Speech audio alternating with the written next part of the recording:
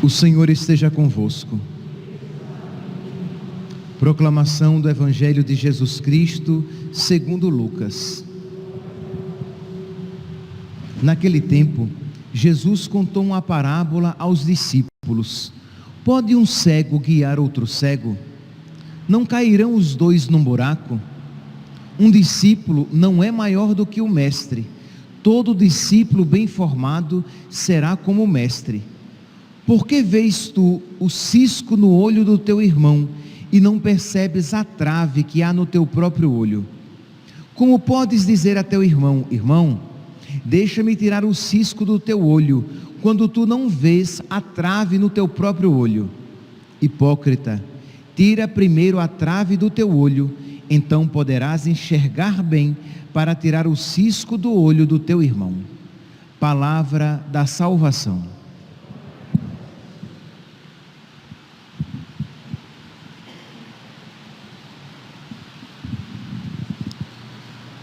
Caríssimos irmãos e irmãs, o Evangelho de hoje, retirado do capítulo 6 de São, ter contato com a nossa própria miséria, com a nossa própria pequenez. Quando aqui nós ouvimos nosso Senhor, Ele vai fazer esse ensinamento sobre a humildade, usando uma hipérbole. Isso, ele faz um exagero, vai dizer, de alguém que tinha uma trave no olho, imagine um pedaço de madeira no olho, não é possível, e que enxerga o cisco no olho do irmão. Mas esse exagero é para mostrar o quê? Que muitas vezes nós temos defeitos, erros, pecados imensos, mas somos expertos em ver os mínimos erros dos outros, que nós nos incomodamos com as faltas alheias, mas não nos incomodamos com as imensas faltas que cometemos. Então é exatamente este aqui o sentido de quando nosso Senhor diz: como podes dizer ao teu irmão: irmão, deixa-me tirar o cisco do teu olho, quando tu não vês a trave no teu próprio olho? Aqui eu lembro quando eu, não sei se pela primeira vez, mas quando conscientemente eu ouvi esse Evangelho pela primeira vez, eu achei que era a caridade da pessoa que queria tirar o cisco no olho do irmão, quando o ensinamento de nosso Senhor aqui não é aquele que está preocupado em tirar o cisco do olho do irmão, mas é daquele que ele é cioso da santidade, isto é, para que os outros sejam santos, embora ele não está preocupado minimamente com isso. Está cioso para que os outros observem as regras, as prescrições e os mandamentos, enquanto ele não está nem sequer minimamente preocupado em viver as regras, as prescrições e os mandamentos. Então, meus irmãos, nós diante desse Evangelho, nós precisamos pedir a nosso Senhor que nos conceda a humildade, porque a soberba nos cega, isto é, o soberbo, ele está tão cheio de si, que ele não consegue ver a sua miséria, os seus pecados, a sua feiura, a sua doença, as suas feridas, mas ele consegue ver os erros, as feridas, as misérias alheias. E isso, meus santos, nos impede no crescimento espiritual, porque se você é tão cego assim para os seus erros, mas é tão vigilante com os erros dos outros, como é que Deus vai lhe conceder mais graças? Porque se mais graças Deus lhe conceder, mais soberbo você se tornará. Se mais graças Deus lhe conceder, pior você se tornará, porque você não se analisa a partir da luz da verdade, a partir da luz de Deus. Você está cego sobre si e olha sempre os outros de cima para baixo. Você é melhor, e você faz questão de selecionar as coisas boas que por graça de Deus você pratica.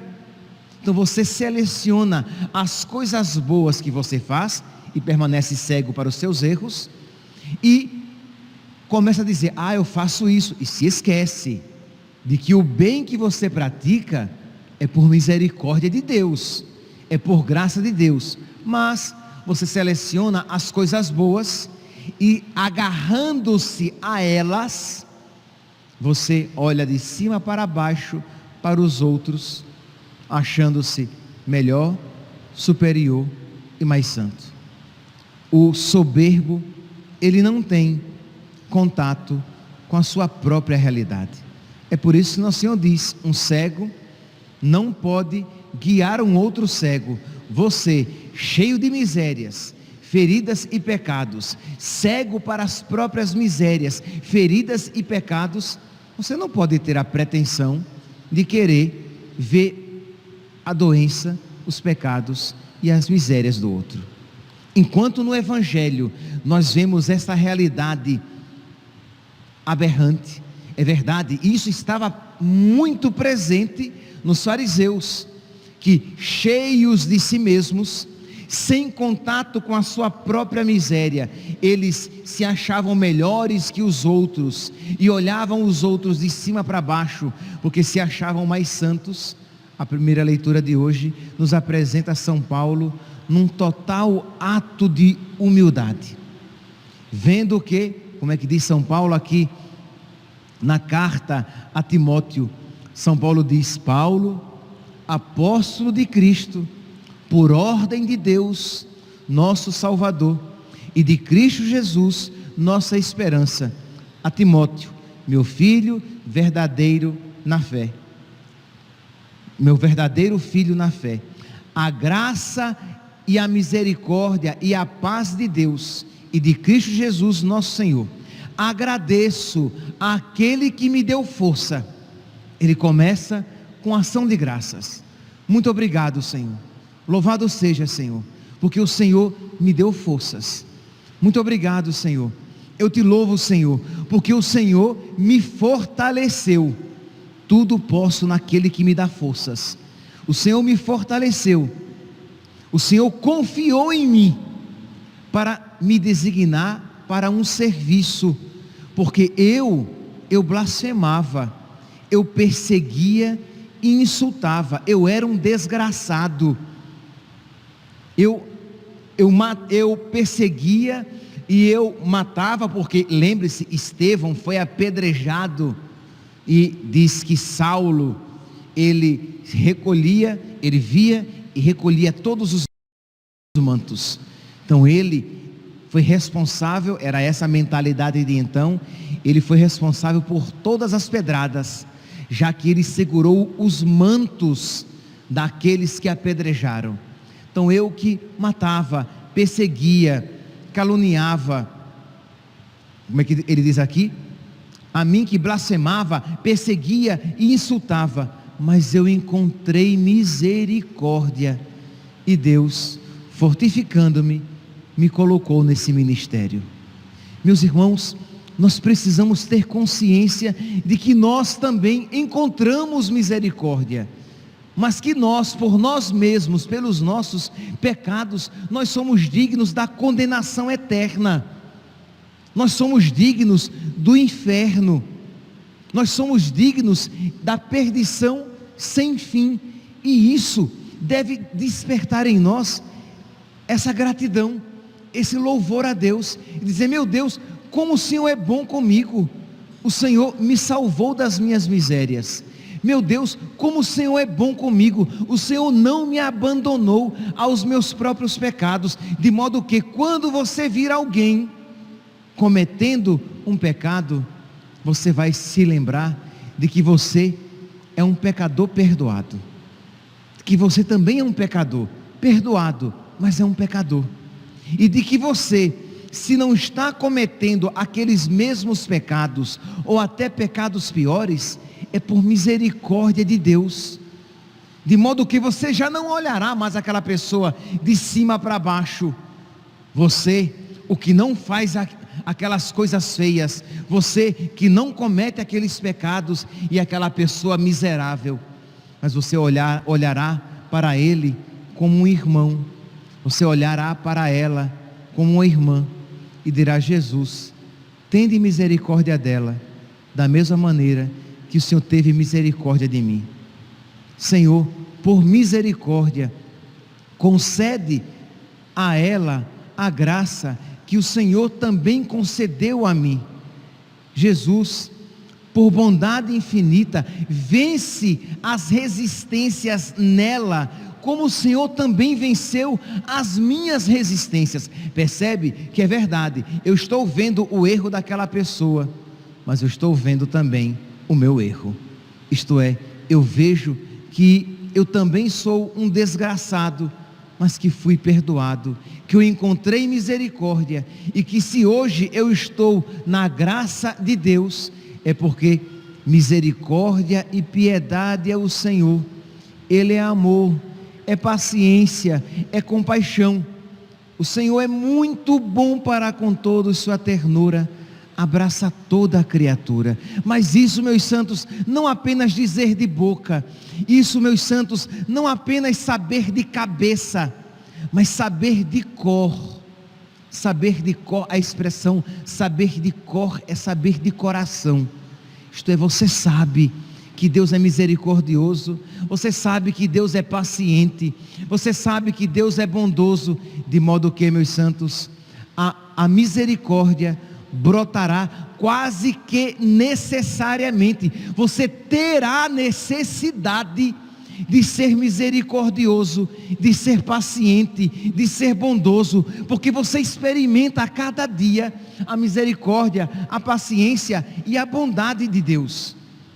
Você terá necessidade de expressar amor para o irmão. Por quê? Porque amor com amor se paga, diz Santo Agostinho. E como você experimentou e experimenta tanto amor de Deus, você quer então expressar esse amor misericordioso. E como nós não podemos amar com misericórdia a Deus, porque eu não posso ter misericórdia de Deus, Deus não é objeto da minha misericórdia, porque Deus não precisa da minha misericórdia. Então eu só posso ser misericordioso com Deus no irmão, com o esposo, com a esposa, com o vizinho, com aquela pessoa que me irrita e que me maltrata, com aquela pessoa que me calunia, porque eu maltratei Deus com os meus pecados, e eu maltrato Deus no meu irmão. Eu também sou ruim e pecador, mas se eu sou incapaz de ver as minhas misérias, como é, meus santos, que eu me acharei necessitado da misericórdia de Deus? E como é então que eu poderei ajudar alguém, né? Porque Jesus começa o evangelho de hoje falando de um cego que guia um outro cego. Como é que eu poderei ajudar alguém se eu não me enxergo, se eu não vejo a minha própria miséria e a minha pequenez? Hoje, meus santos, é o dia de nós, iluminados por esta liturgia, pelo Evangelho e pela primeira leitura de São Paulo, tão bonita, em que ele faz como que um retrospecto da sua vocação. Hoje nós poderíamos, de alguma maneira, na nossa oração, e pensar na nossa vida. Talvez você venha de uma vida de muitos erros, e você poderá cantar a misericórdia de Deus, que salvou você e retirou você daquela vida velha, daquela vida transviada e colocou você nos trilhos. Talvez você venha de uma vida sem grandes erros e você vai cantar a misericórdia de Deus, que não permitiu que você caísse em grandes erros na sua vida. E pode ser que você esteja aqui hoje tendo contato com todas essas misérias, que você esteja em situação de pecado, e o seu coração então deve se encher de esperança, porque se Deus teve misericórdia e tirou do erro aquele que antes perseguia, blasfemava e insultava, se Deus dele teve misericórdia e o tirou e fez dele o apóstolo das nações, Deus também tem amor suficiente, porque Ele é amor, para nos tirar das nossas misérias, pecados, apegos, erros, desvios e nos colocar novamente no caminho do seu amor, para que também nós cantemos as suas misericórdias e olhemos para os nossos irmãos como osso dos meus ossos e carne da minha carne.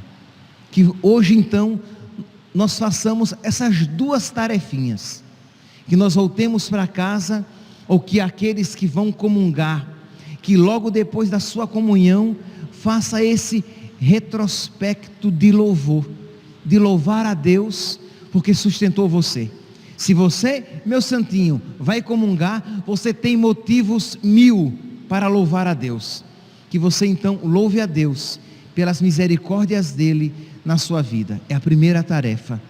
E a segunda, que você volte para casa, para o seu trabalho, para o seu marido, para a sua esposa, para os seus pais, para os seus vizinhos, para aquelas pessoas que o irritam, que você volte com um olhar diferente, olhando para as misérias dele e sabendo que você também é miserável, olhando para os defeitos daquele seu irmão e dizendo: Deus tem tanta paciência comigo, por que é que eu vou me impacientar com aquela pessoa?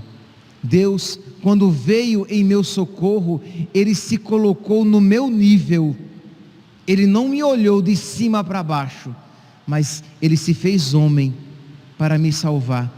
Porque eu terei a tentação de ficar olhando para os meus irmãos e os condenando, se não verbalmente, no meu coração, e extirpar, meus santos, por graça de Deus, toda impaciência.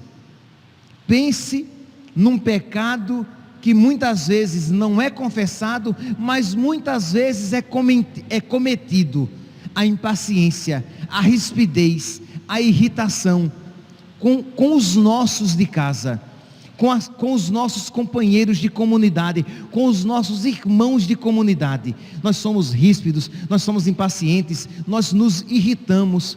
Mas, meus santinhos, por que tanta veemência no cisco dos nossos irmãos, quando nós temos uma trave, um entrave nas nossas próprias vidas? Peçamos a Deus que derrame a sua luz sobre nós, para que nós nos vejamos miseráveis, mas lavados pela misericórdia de Deus, para que assim possamos também ser misericordiosos com todos os nossos irmãos. Louvado seja nosso Senhor Jesus Cristo, para sempre seja louvado.